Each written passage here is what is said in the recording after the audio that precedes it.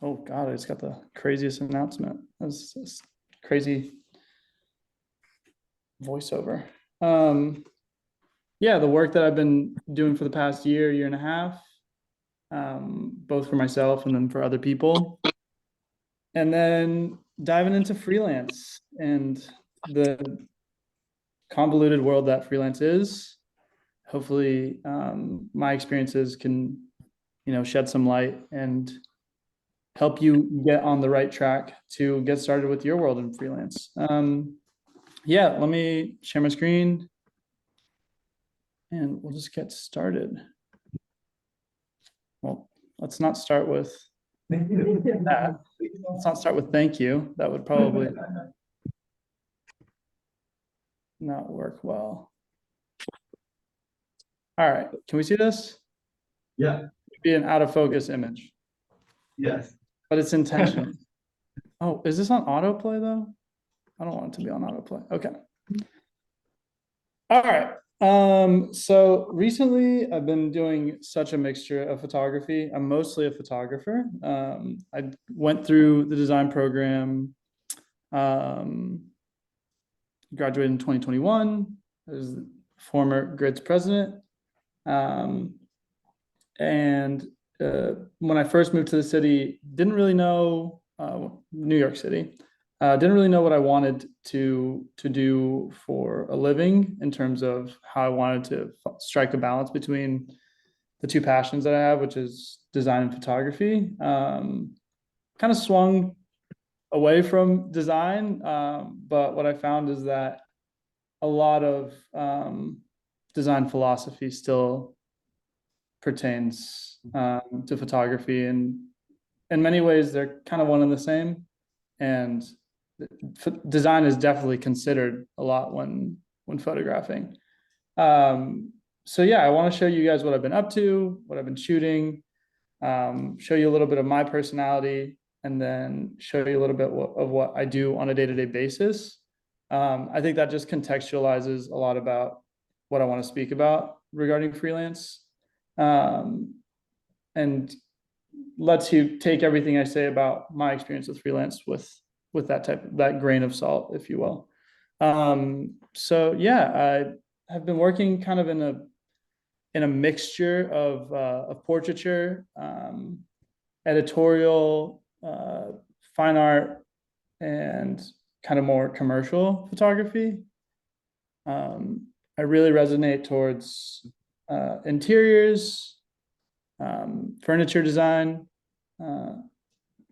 On top of that, like fashion. Fashion is kind of the overarching theme, and I feel like fashion is kind of the through line with which I can like combine design and photography.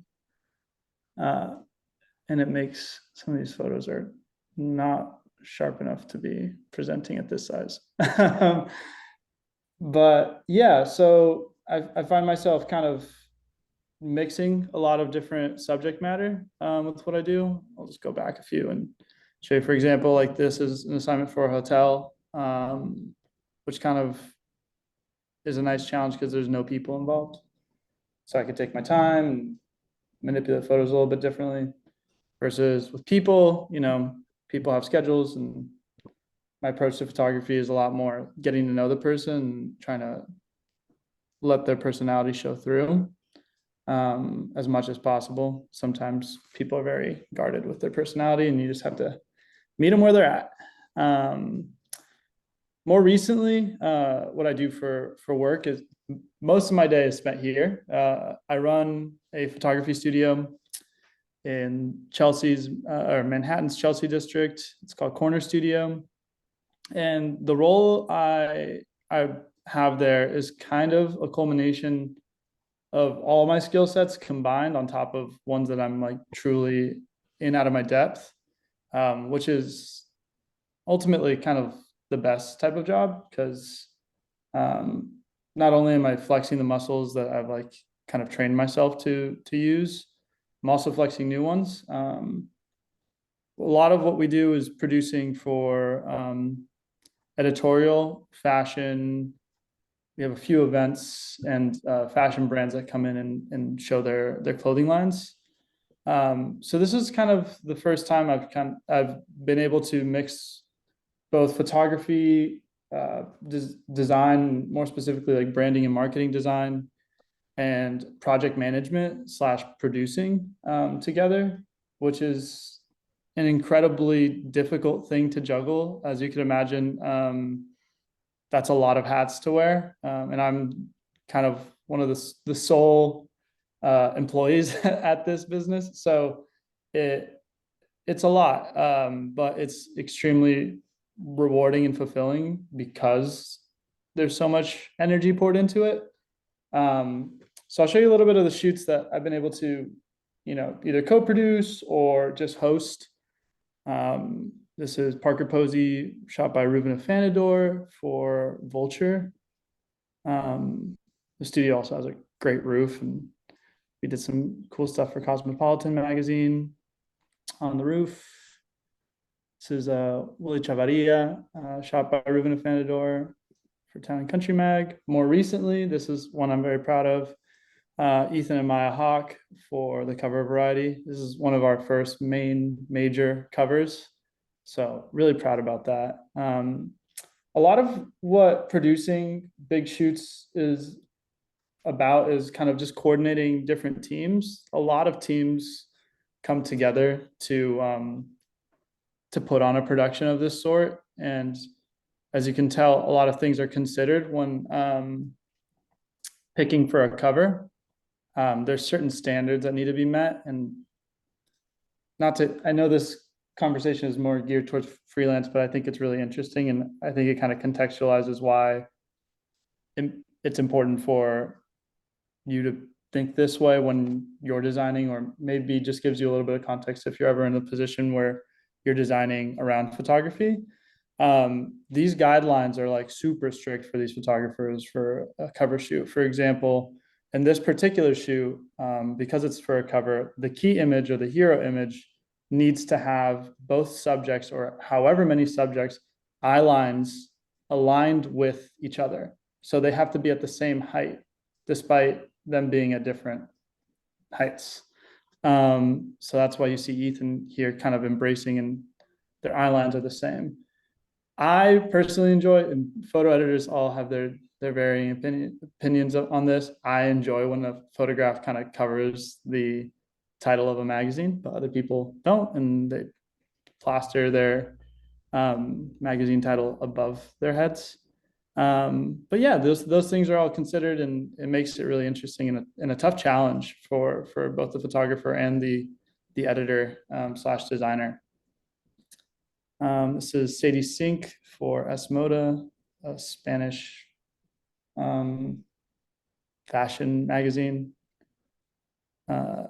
And then this is more of my lighting direction work. So on top of running the studio, the owner of the studio is a photographer, and I am his main assistant.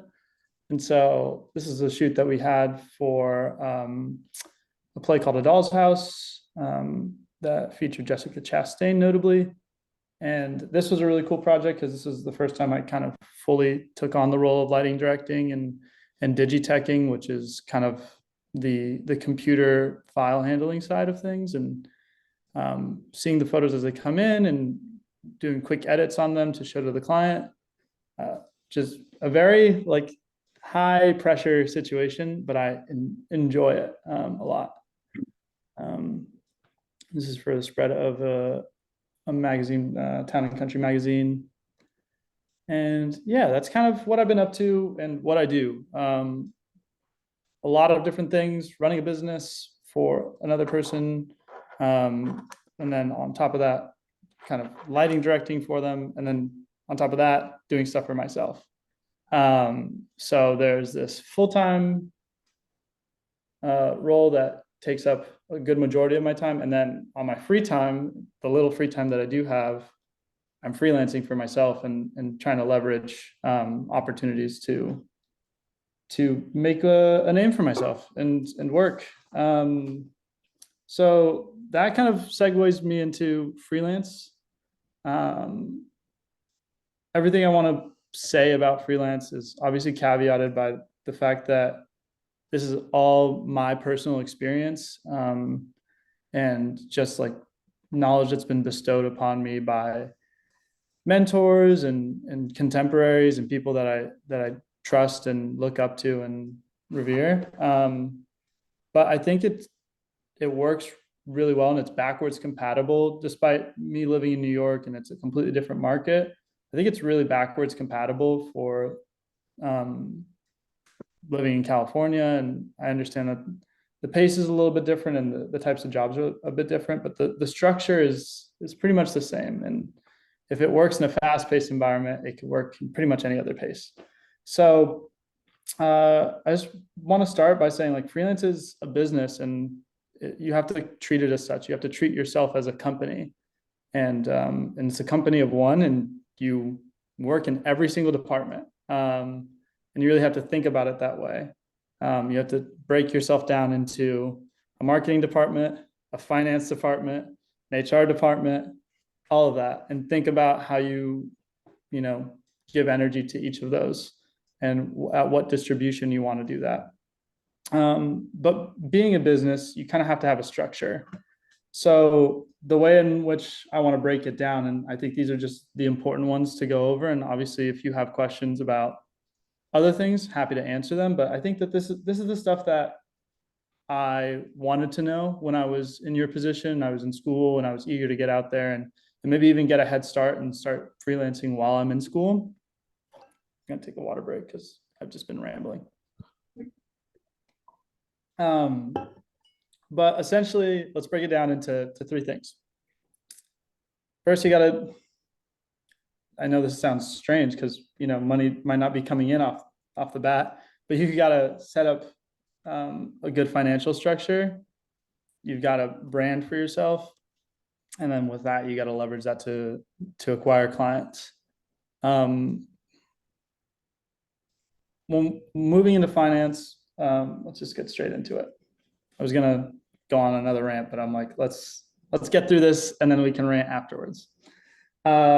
There's a few things that I think are really important that nobody told me any of this, and like I kind of just jumped into freelance and things started being thrown at me, and you kind of just ask a few people and you're like, all right, this will get me through this week. And then 6 months come along and you're like, oh, I haven't filed quarterly taxes, or I haven't set up anything. And I'm just like sending PDF invoices to people and I have no clue. I'm holding on to them, but I don't know how to organize them or what to do with any of it. And I'm sure right now, if you're doing any sort of small gigs and freelancing, somebody's like, send me an invoice, or like, just expense this.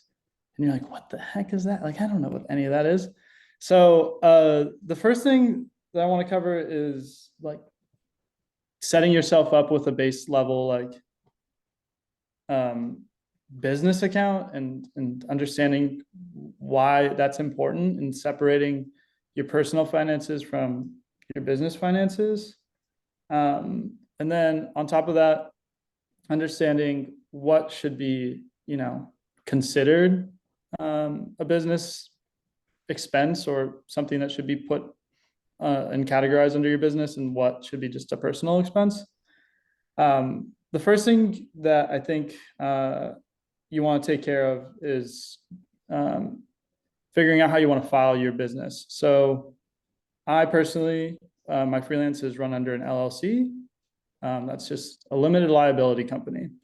You don't need it to operate. It's just another layer of protection should you have any issues with a client and for some reason they're really feisty and they want to sue you for all you got. You could just be like, well, I'm an LLC and there's $5 in my bank account, take it. And then they can't come for you personally. It's your business. It's something separate from you. But you could also operate as a sole proprietor. And that's just basically you under your name, and that's it. And there's no level of protection. There's also no loopholes or not loopholes. There's no hoops to jump through in order to get started.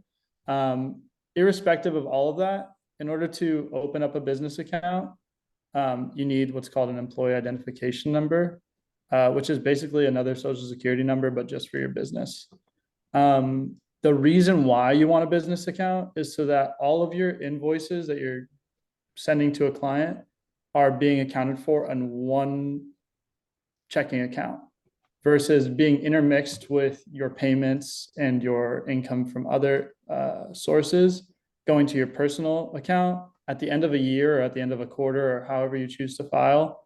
It becomes, from experience, a mess to go through your statements and highlight, okay, I think this is business. I don't remember where this $100 came from, but I think this might have been from a client.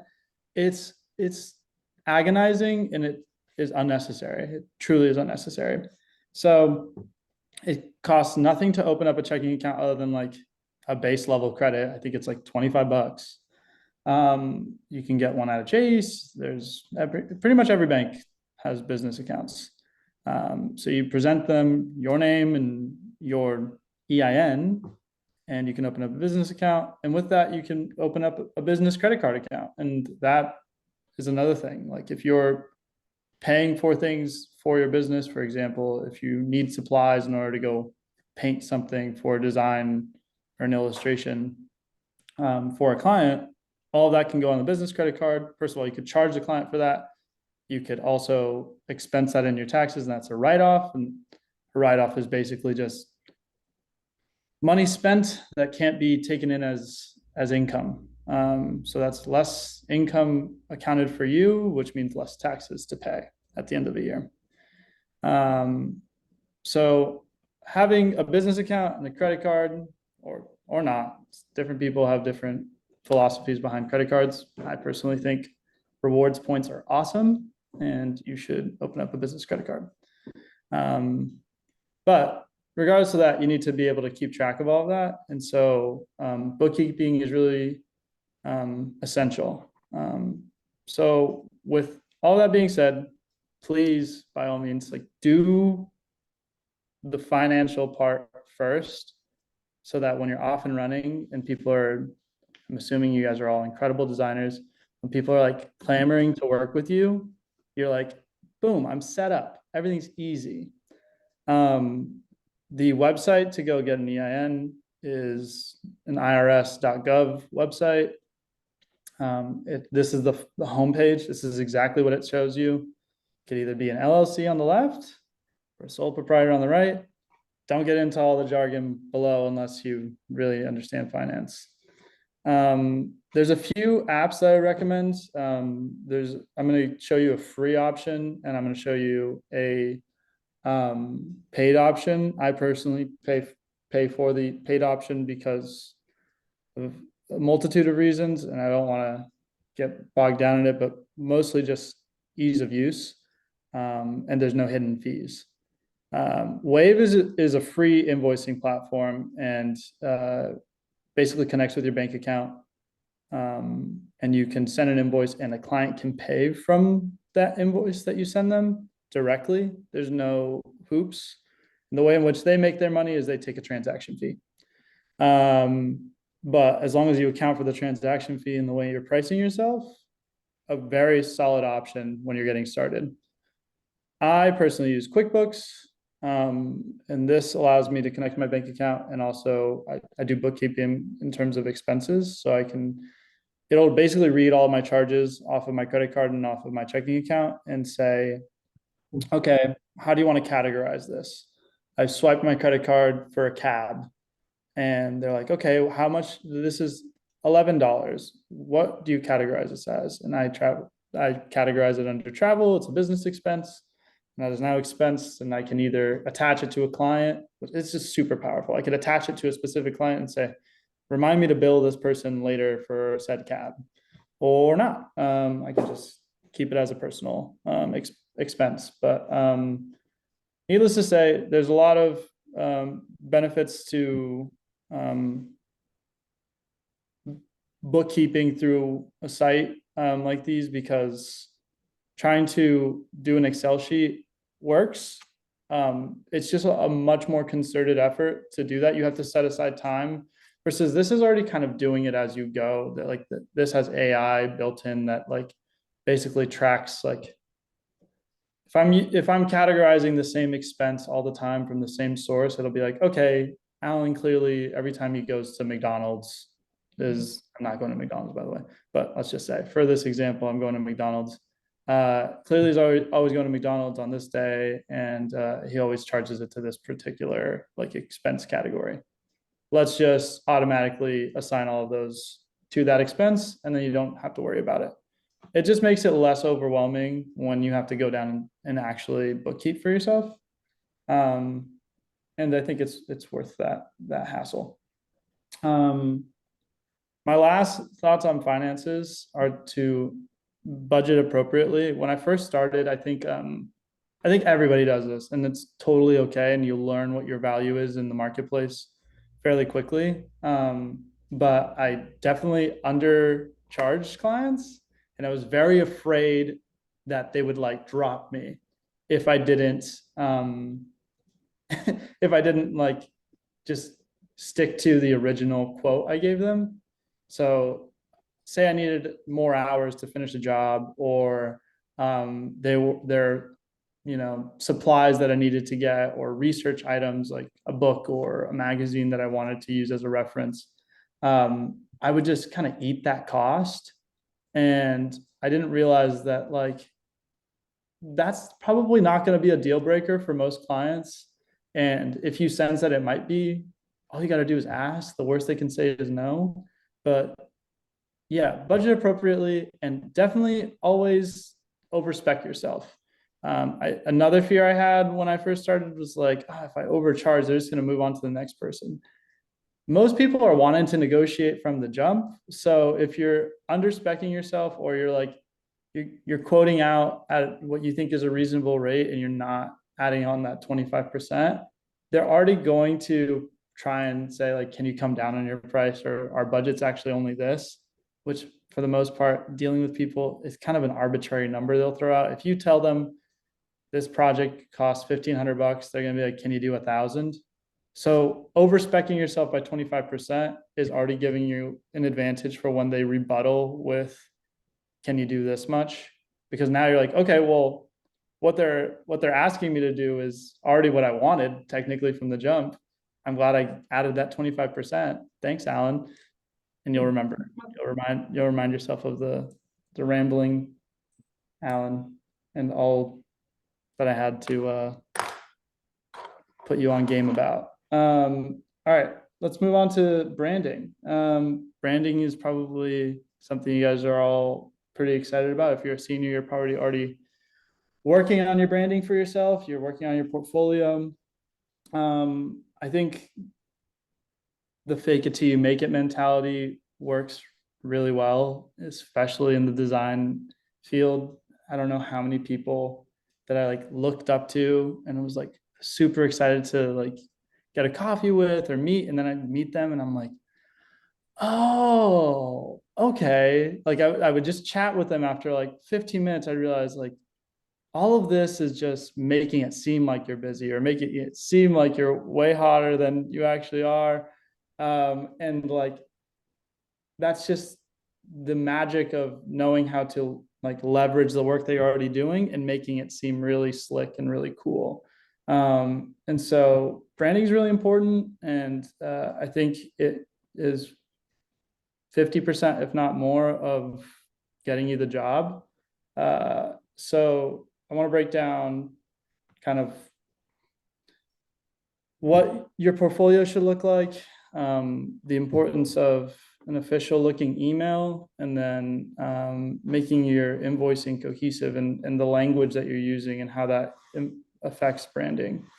The first step, and like you should be, if you don't have one already, you should be truly like right after this looking into it, is buying yourself a domain for either your name, or if you have like an idea for a business name for that business, get a domain, get an Instagram that matches that, or any type of social media that matches that, and start to build that system for yourself.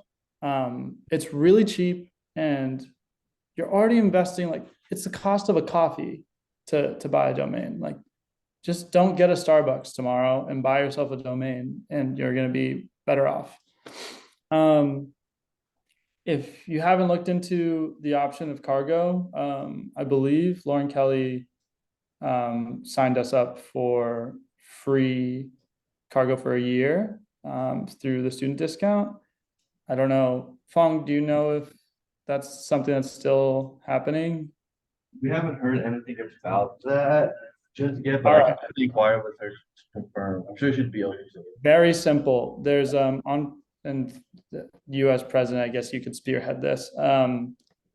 You simply just ask any of the professors. It doesn't even have to be Lauren. She was very gracious to like work with me when I was president to do such a thing. But essentially, she's like, I'm a professor at Sac State. My students love your website.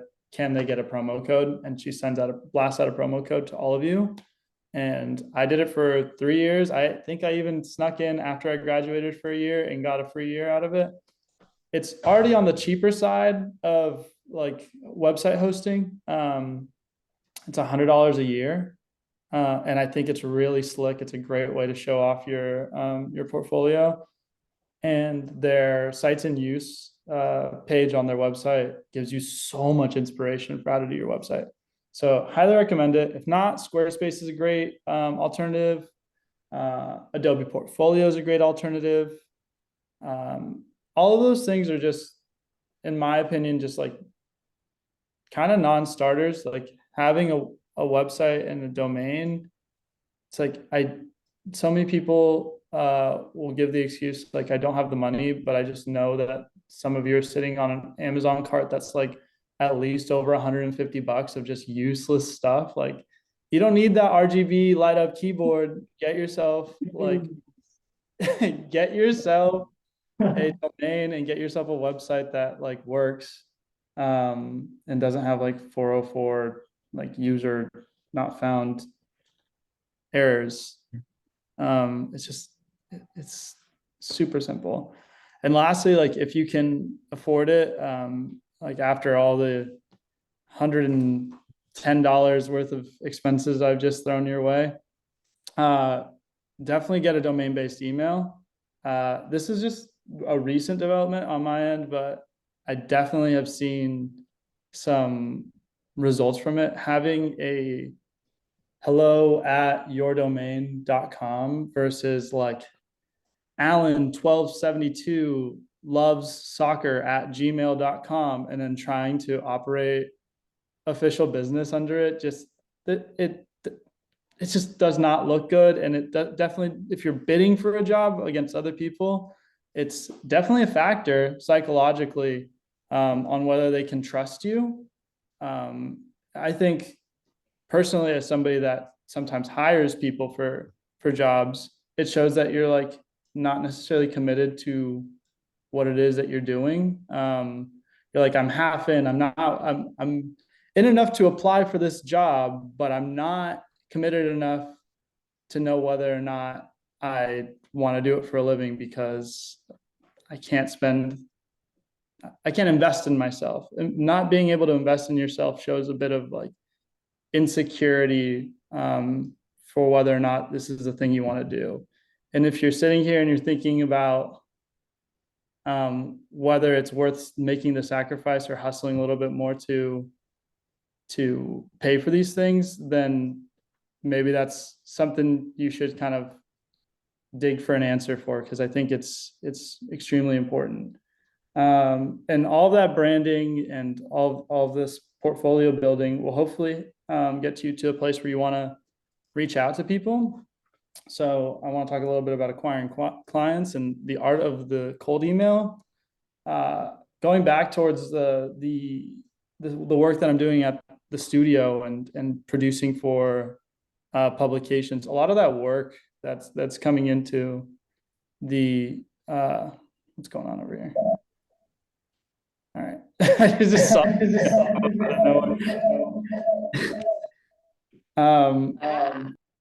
no, now I'm getting a reverb. Okay, we're good. A lot of the work that's come out in the past few months out of the studio, it's not by accident. And I think it kind of relates to freelance. a lot of the photographers that are coming in and the producers that are coming in to shoot at our studio have come via cold emails by me, and learning how to ask people to consider you as a business is it's definitely a learned skill, and it's something that also is just the law of large numbers. I probably have sent out over 200 emails to different photographers, and I've probably heard back from 4. But the beautiful thing about, first of all, recency bias, and second of all, momentum and hype, is that the first person that reached back out got us a shoot that we could then leverage and show off to people, which then was like more ammo and more fuel for me to use in the cold email to the next person, which then brought in another job. And you see how that is a snowball effect. The cold emails are really just short and sweet, but very confident in their approach. It should be complementary to the person that you're reaching out to, and it should show that you've done your research. So I could even just read you an email that I sent to the photographer that ended up shooting the variety cover. It was really short and sweet. Let's see here. I think it's really important to see these types of things because you don't realize what it is that's, winning you over other people. Let's see.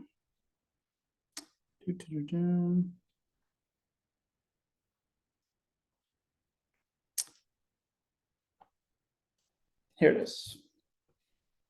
Scroll to the top. Hi, Heather. My name is Alan. I'm a studio manager for Corner Studio. We're a New Daylight Studio in Chelsea. I found your work through this shoot, insert shoot, and have been a fan ever since. Myself and the team here feel the work you do fits well with what the studio has to offer. We opened last fall and just now started opening up our business to new photographers and producers, and would love for you to come by and see the space. And then I gave a brief rundown of what we offer. And then it's 3 paragraphs.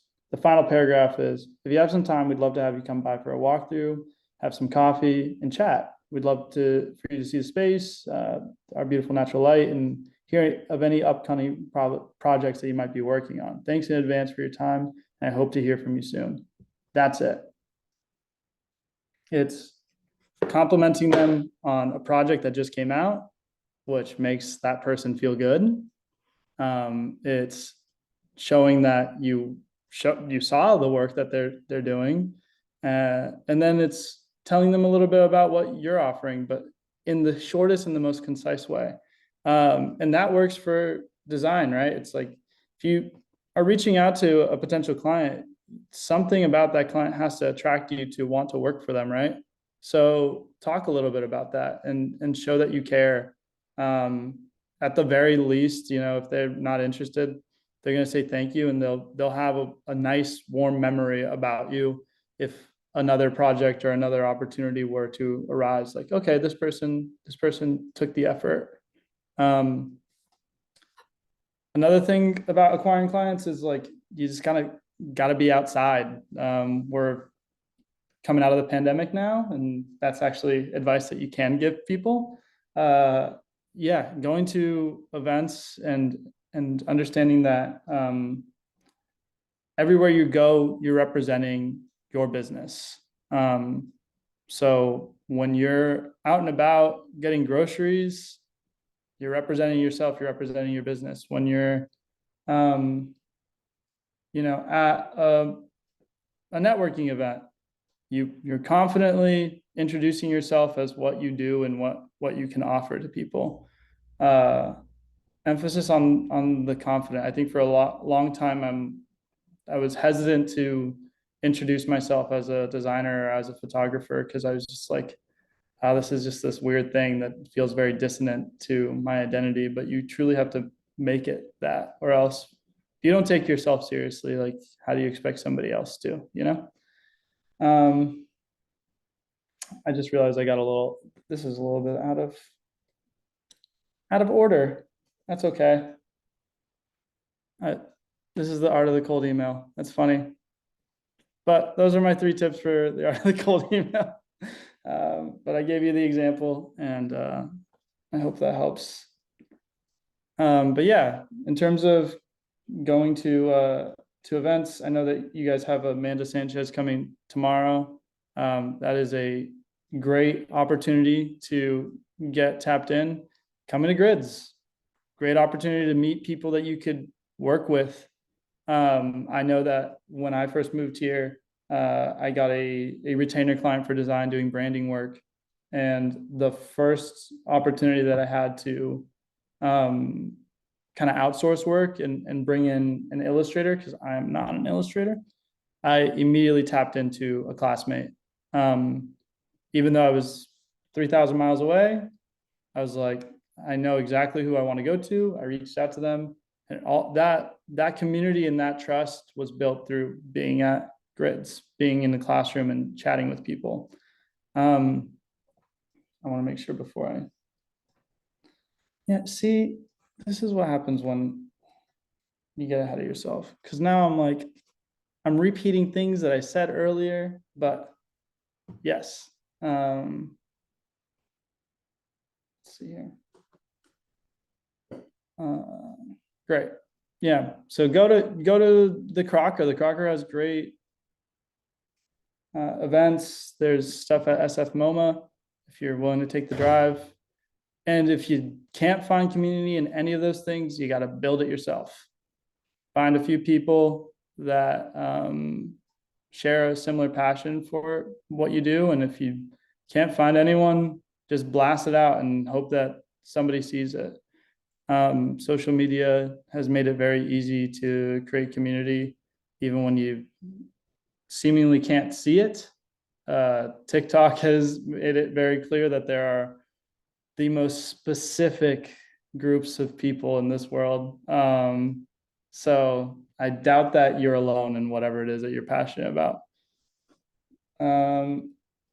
And lastly, I think I kind of left a little breadcrumb earlier about a self-assignment and what a self-assignment is. And it's basically passion project work, but I think it's a little bit, the reason why I titled it a self-assignment is because I want you to think about it as an assignment, not as passion projects. I think passion projects can kind of be loaded with a certain type of energy, in that there's no accountability. When you're doing a passion project, you're like, oh, well, it's just a passion project. I can take 6 months to finish it. Versus a self-assignment, just the title of it, it's like, well, an assignment has a deadline, right? And so I've been working a lot on self-assignments because I'm very fortunate to have the luxury of not having to rely on these assignments to make ends meet. So a lot of the work that I've been doing has been photographing fellow artists that I really I hang out with and I live with, but I admire what they do greatly. One of my friends, Greg, who was one of the last portraits I showed you guys before moving on to the studio work. He's a painter. He's also a tattoo artist, and he's incredible. And I reached out to him and I go, hey, you don't have any artist portraits, and I really want to get into artist portraits. Can I come by your studio, chat with you for a little bit, and then shoot some portraits? Of course he's going to say yes. Are you kidding me? That's free work for somebody that probably would love the exposure, right? And it's a win-win situation. You're providing something for somebody you know, and then on top of that, you're building your portfolio. I think it's really easy for us to try and self-assign projects that are like a little bit like imaginary, like, oh, I can imagine that I have a business. But when in reality, you have friends and family and people in your circle that would probably benefit from your services. And instead of doing these imaginary things where you're like building a clothing brand that doesn't exist, help out your buddy who actually has a clothing brand that like they're trying to get off the ground, or has a small brick and mortar store in Sacramento that would love some stickers to have and to offer. Like, there are so many opportunities that we just skip past because either it's like you feel like you're above it, or you feel like it doesn't jive with the direction you want to take things. The beauty of a self-assignment is that you can make it jive with whatever it is that you want it to, whatever direction you want to take it in. They don't have to accept the thing that you're doing. Like, I could technically go and take portraits of my buddy who's a painter and do them in a very, experimental style. And if he doesn't like them, who cares? All right, at least I tried something for me, and like, I don't think an hour of his time is going to feel like it was wasted because we were hanging out at the end of the day. And the same way can be made for, making design work. Like, you can do like some really crazy illustrations for your friends. They're like, I can't really read what the sticker says, but like, cool, thanks for making them. And you're like, well, sweet, I like it. And now it's a portfolio piece. So you can kind of treat it a little bit more selfishly. But ultimately, like, the beauty of a self-assignment is that you can build parameters versus a passion project is a little bit more loose. But the key to all of that is like having the discipline to know the difference and having the discipline to keep yourself accountable. Maybe telling somebody about it, somebody that you trust, that you want to work on this stuff, is a good option because they can check in with you and they can say, all right, like, where are you with this?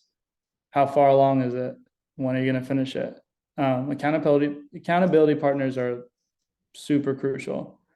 But yeah, irrespective of any of that and whatever decision you want to make revolving self-assignments, just take it just as seriously as if it were a paid client, and then you'll have something portfolio worthy. I think when I first started doing self-assignments, I was just trying to finish the thing, and then I was just like, well, I'm not getting paid for it. And then I was just like, okay, well, now I'm just wasting my own time, right? But then I started treating it as like, okay, let me photograph this person, or let me design for this person as if the final product was going somewhere, right?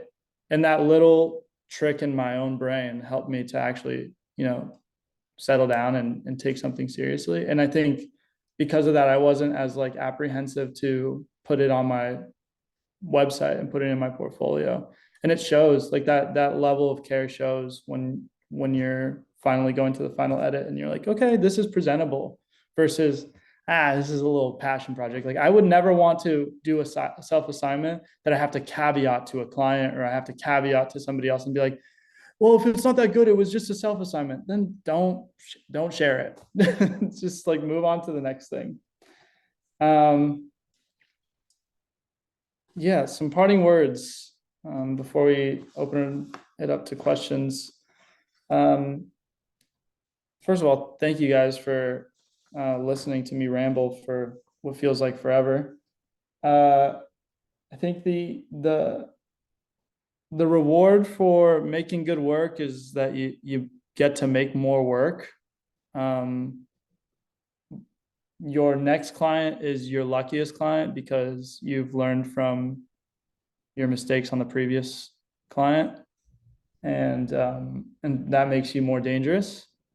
My advice is to say yes to everything that comes your way, no matter how menial or how overwhelmingly responsible you have to be to take it on. I think there's a lot of times I felt like I was pushed into the deep end working in freelance, and I was grateful that I just took it on and leaned on my friends and on people from my cohort. And lastly, like, bring people along the way. There's so many times where I had to turn down opportunities because I was saying yes to a lot of things. And at first I was like, dang, like, these opportunities, I'm missing out on all these opportunities. And I'm like, oh wait, these are opportunities to, pass along to people that I trust and that I admire and that I know would really benefit from the work. for example, I was working with a design client and they needed a photographer in Philadelphia, and they wanted me to take a train that was like 4.5 hours, and it basically the ticket cost was about the price that they were willing to pay for the photographer. I was like, do I know anyone in Philly? I'm like, well, one of my friends who's a designer is based out of or was based out of Philly.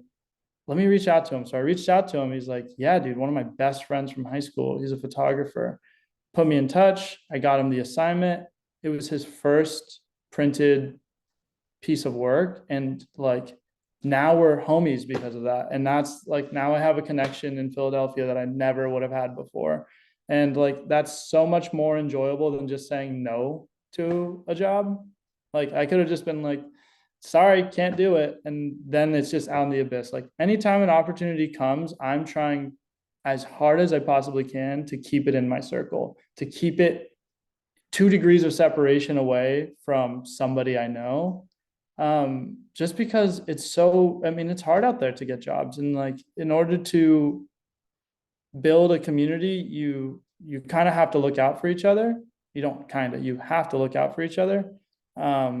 And it's just so important to just bring people along the way with you because when you look back at 2 years of work for in my case, it's the things that I think the most fondly of are the experiences that I got to share with people, not things that I can just be like, oh cool, I did it by myself. It's like, no, the team effort ones are the ones that are the most enjoyable. So I'm sure I missed so much. I definitely messed up the order of a lot of these things, and it seems jumbled now that I'm looking back at it, but I hope you got something out of this. And if not, you can ask me a question and hopefully I can answer it for you. So thank you guys.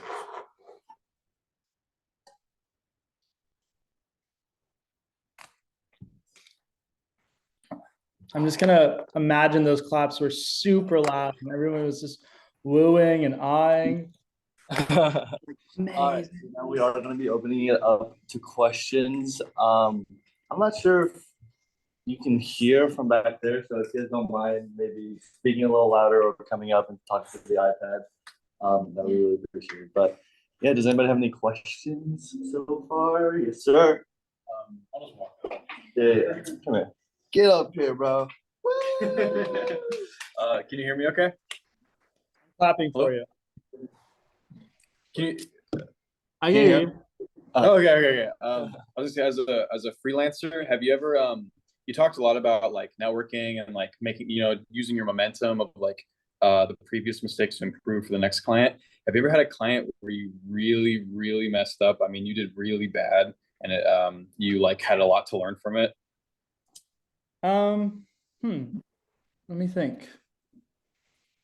I think whoa, I'm getting reverb. Hold on, mute yourself over there. Are you muted? Okay, cool. I think for me, I've been, maybe this is just fortunate, or I think probably more of the case, if somebody doesn't like something that you've done, the chances are they kind of just want to move on from you. So they're probably not going to get like super mad and chew you out unless you did something that damages like their business. I think for the most part, if you do work that's like not enjoyable on the client side, the more likely thing to happen is that they thank you for your time and they don't bring you new work.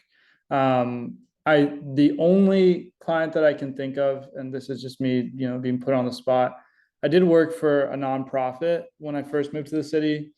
And granted, in my defense, this was a huge undertaking that I was being paid at a very, very mediocre, if not, no, pretty much like sweatshop rate, to rebrand the entirety of this nonprofit, which was already designed really beautifully by a design company.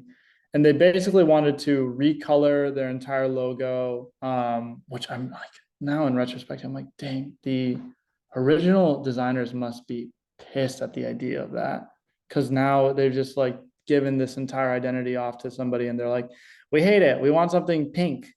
But I gave them a bunch of different options.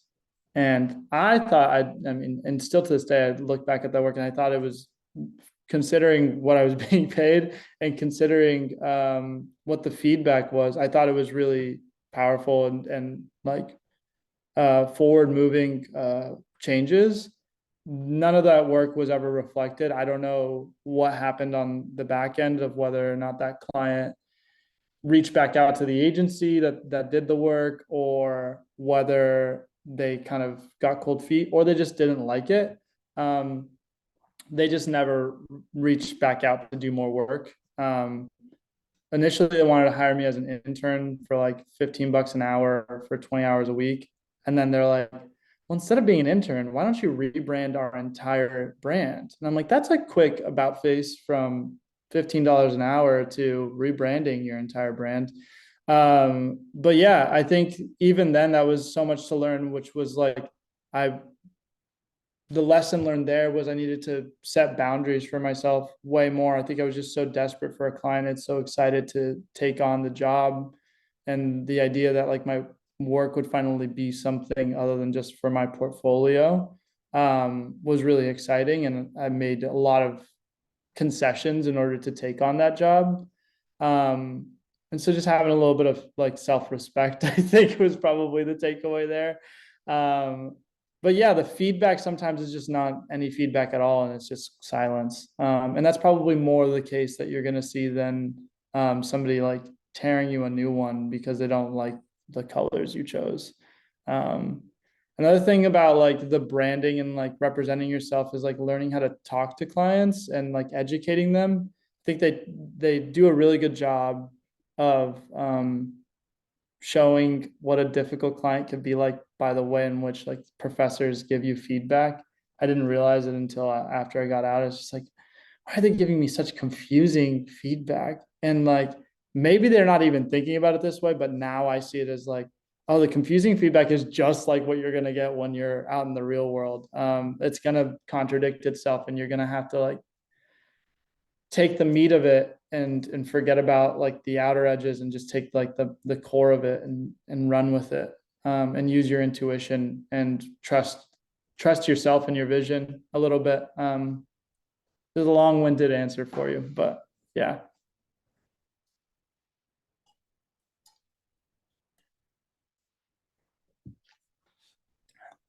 Couldn't hear you, but I'm sure it was thank you.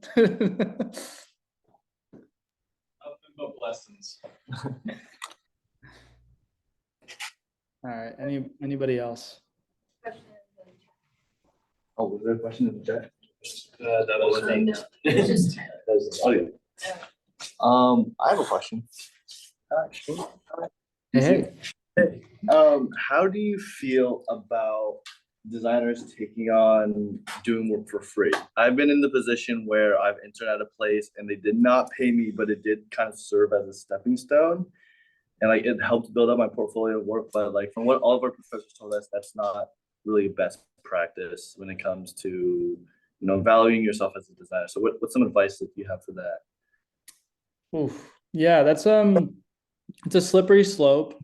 I definitely think spec work is a big no-no, especially in the design field. I think there's a lot more that I can get away with as a photographer in terms of taking on free work or creating free work for myself. Like, to be honest with you, it's not a very lucrative job position I've chosen for myself as a photographer, especially in fashion. But then on the design side, I think you have to set the boundary even harder, because the work to produce something it takes a lot more time, and time is money.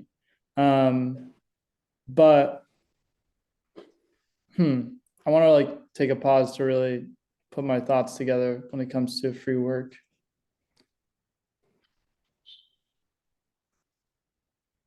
I think if you're going to do free work, it's got to be for somebody that you're somewhat attached to in some way. Like, I think you should be getting some sort of a a personal benefit from it, like you're helping out a small business or you're helping out a friend that you know. I think when you start to get into like working for a corporation or a nonprofit company that has a budget, and they can't seem to find any money, but they're having pizza parties on Fridays.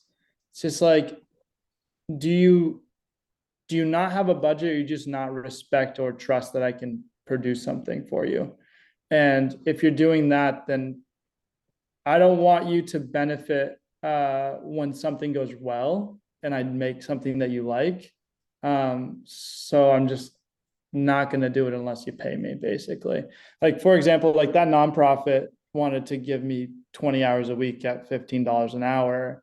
And I basically told them to kick rocks because in my mind, when I just moved to the city and I was desperate for money, like I truly would like, to give you context, would apply to about 20 or 30 jobs a day before 11 a.m., like literally all the job postings that existed that day. And then I would just pick up a book and go to the park and read all day and wait for responses. And nothing was coming. And this was a month long. And when they came to me and they offered me that, I was like chatting with my mom and she was like, well, maybe you take it just to have money. And then I thought about it. I'm like, I did not go through 4 years of design school to get paid, the same amount that I'd be flipping burgers or making coffee. And there's nothing wrong with that, but I'd actually rather prefer the like the lack of responsibility of those positions than the pressure of doing work for what I think is undervaluing myself, right? Like at that point, I would rather just go to that type of a job field. And that's my personal philosophy. I mean, everybody's got it differently. But the second I pushed back and I told them like, what you're asking for is just kind of ridiculous. And I don't think that like anybody should take this job. It forced them to reconsider, right? And even though what they ended up paying me was like kind of worse because it was a bigger job, at least it made them reconsider and it made them come up with budget. So I always think that there's a budget there, and I think it's truly just having a little bit of respect for yourself. And I think that that's what me addressing like the branding side of things, like when you create a legitimate entity, that free work kind of stops coming your way because you don't look like a student, you don't look like you're hurting for work because you're creating work for yourself, even if it's not paying you, and it looks more legitimate and you have something to stand on, right? You have a structure to stand on. When you use the crutch of like, I'm a recent grad in my bio, like, well, I don't know why portfolio teachers at Sac State tell you to tell people where you graduated from. It's not important. It's not important. The value is what you're learning right now. Like there's absolutely value in the school, but like you don't have to tell people where you went to school. Like that's not gonna like I honestly don't even think if you went to RISD, it would matter whether you went to school. The work is what matters, right? There's so many people like I'm gonna name drop, but he's a good friend of mine. Matt Vlock, I have some of his work here. Former Sac State design student, was definitely a part of GRIDS in some capacity. I don't know if he was an officer, so I won't drop former GRIDS officer as a title, but does incredible work that like I think when I was a student, I would look at it and I'd be like, this doesn't look like a Sac State student. This looks eons and levels above. He was just an immense talent and was kind of ahead of what the student work was looking like. But nowhere in his portfolio did it mention like Sac State, right? And like that's not to say like not to have like school spirit and all of that, but like I think the legitimacy side does not come from like where you're educated. It comes from what you did with that education.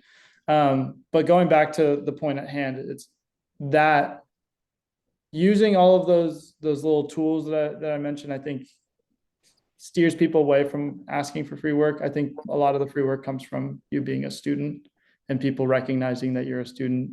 And if you're seeing a lot of free work coming your way, I think maybe it's a time to assess like, okay, what about my work is making it seem like I would take that on, right?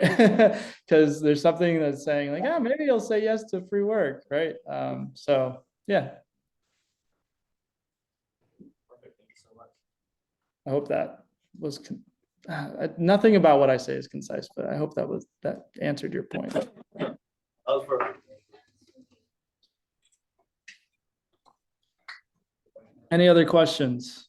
It doesn't even have to be about freelance. It could be about anything. Another question. Maybe the last one. So right now we're learning a lot about like contracts and project briefs. So what in your experience has been like really good like best practices or things to include in like a client contract that ensures both like the safety of you and like of the client like throughout the whole process? It's the initial knee-jerk reaction is like checkpoints.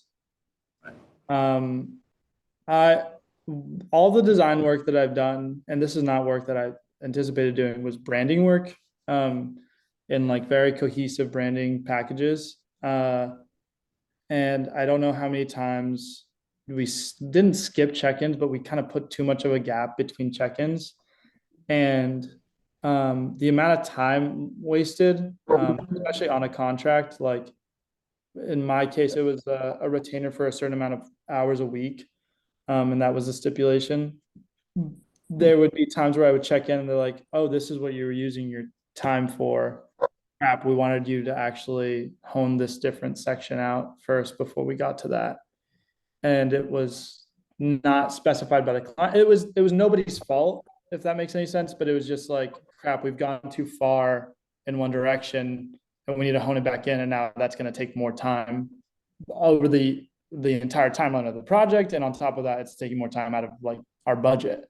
um, and so introducing checkpoints and saying, okay, by this time we should have a check-in or some sort of a deliverable, a V1, a V0.5 of whatever it is that you're working on, is really helpful. Also, the same thing goes for payment, right? Like, I was very fortunate that a retainer client, you're guaranteed a set of money. In my case, it was every 2 weeks. So I was basically, it felt like I had a full-time job. But there's other clients where it'll be due at submission. And then there's other clients where I'm like, I'm not even touching this until you pay 50%. And so it's just different approaches for different projects. I don't think there's a catch-all for all projects, and you should really take every project on a case-by-case basis. Like, I hate these like wide sweeping, like, this is how a contract should be. It's like, treat people as humans, treat people with empathy, understand that like, different projects have different constraints. I think I really pigeonholed myself a lot because like when I first started, I'm like, well, I'm only comfortable operating in this way because I've never done anything in any other way. And I was constantly fearful that people were going to rip me off. Not like rip me off, but like waste my time or not pay out a contract. And like, you're kind of really like taught to be anxious about that. Like like people won't pay. And like, I've been very fortunate in that, like, if if there's ever been a time where people were struggling to pay, it was like very small gigs, never the big ones. Um, and even then, like they've all been either paid out or they just didn't get the files, and bye, see you later. But yeah, those things are really important. Those checkpoints. Trying to think of another thing. Uh, just understanding the usage, like getting a good understanding of where the final product is going, right? Like, I'll give an example in photography terms, but this works for design as well. If you are doing, this is something that I learned fairly recently. If you're doing e-commerce work, which is just like, you ever go to Urban Outfitters and you like see a t-shirt and they're like front, back, side, all of those angles, that's e-commerce on white, right? Which is just shot on a white backdrop. Usually a contract for that, they pay you for the day that you're shooting, and then they pay with that, and included in that contract is a 1 year license of that photo. After that year, if they want to relicense it, they could either relicense it for a year or they can just buy out the photo. And that works because in e-commerce, usually like a graphic t-shirt only has a year's like worth of rotation, unless it's like a basic. Um, so that gives you like a little bit of like leverage. Say they have like a best-selling t-shirt and they're like, we're going to keep this graphic going for another year. Well, that's money that you're leaving on the table if you don't chase that down. The same thing goes for a design. Like if you're doing marketing graphics and they don't like tell you that this is going to be evergreen, meaning like this is like going to be used year round every year. It's not, tethered to a certain season. It's not tethered, like this is just going to happen at all times.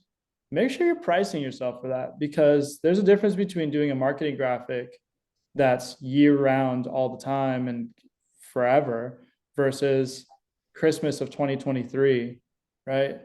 And if you're ever looking at, a pitch from a client, you're like, oh, why is this so low?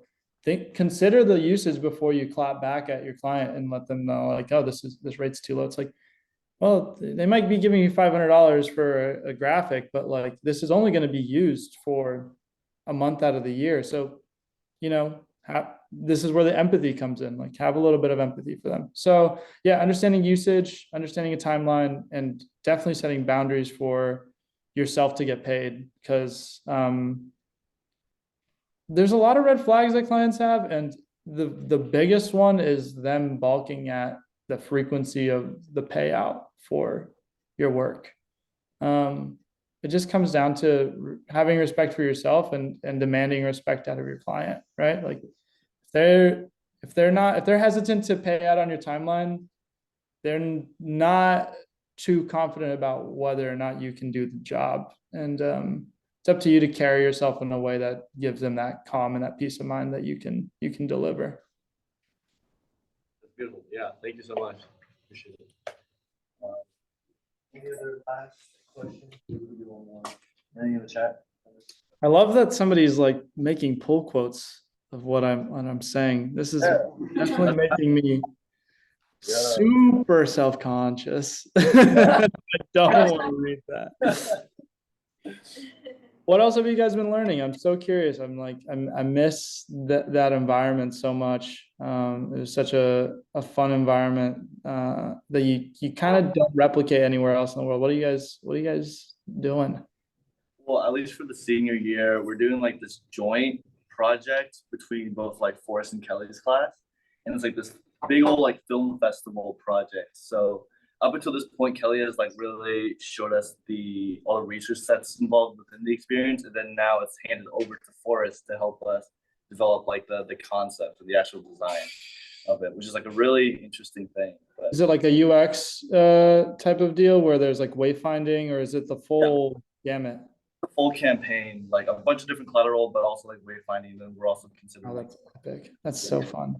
So yeah, that one's really, it's daunting for sure, but they're really honing it in. I'm really like so excited. You guys are like truly like getting the benefit of all the experimentation that's happened over the past few years. And like I think with us, we were kind of the guinea pigs in many ways, and they told us, they're like, we don't know how this is gonna work, but we're gonna figure it out. And like a big factor was timeline, like not us having enough time to concept things out, or spending too much time concepting and not enough time executing. And I think they're starting to hone in like how much time you actually need. It's so funny, like you work on those projects as seniors, and you're like, oh, like this is a lot of time spent on this one thing. It gets even longer sometimes with certain clients, because there's some like something to consider is that sometimes your client is not just one client, it's a multitude of people, and they may not always reveal themselves, but in many cases you'll get an inkling of like there's a game of telephone happening, and that could be at the agency level, there's your agency talking to a representative from the brand, and then there's the brand's like internal team. So there's technically like 4 degrees of separation between whatever it is that you're working on and the work. Luckily for you, it's usually 1 or 2 degrees of separation from like the feedback that you need to be given to move on. But yeah, things will drag on. So if you ever feel like, dang, this project feels like it never ends, it doesn't change much. Like in the real world, there are times where things are quick and things drag on. Sorry. But yeah, if there's no other questions, with that, can we give Alan another round of applause? Hopefully you can hear us this time. I can hear the applause this time.